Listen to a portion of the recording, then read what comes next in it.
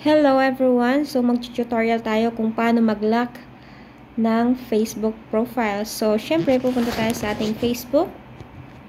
Ayan. And then merong tatlong line dito sa may taas. Katabi ng bell.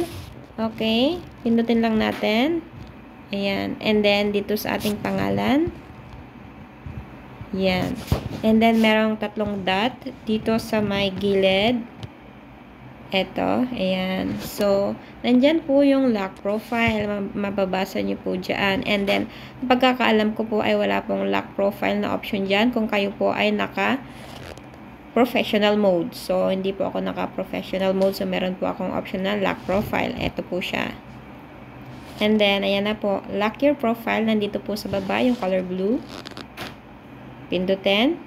And then, hintayin. Okay, so ayan.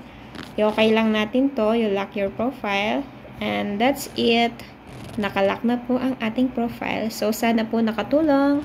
And if gusto nyong i-unlock ang inyong profile na nakalock, okay, dito lang din po sa may tatlong dot.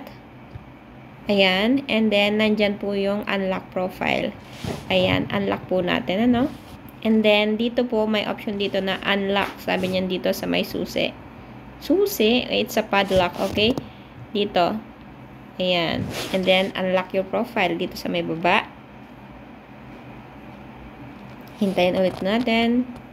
So, ito ay tutorial pala ng how to lock and unlock your profile.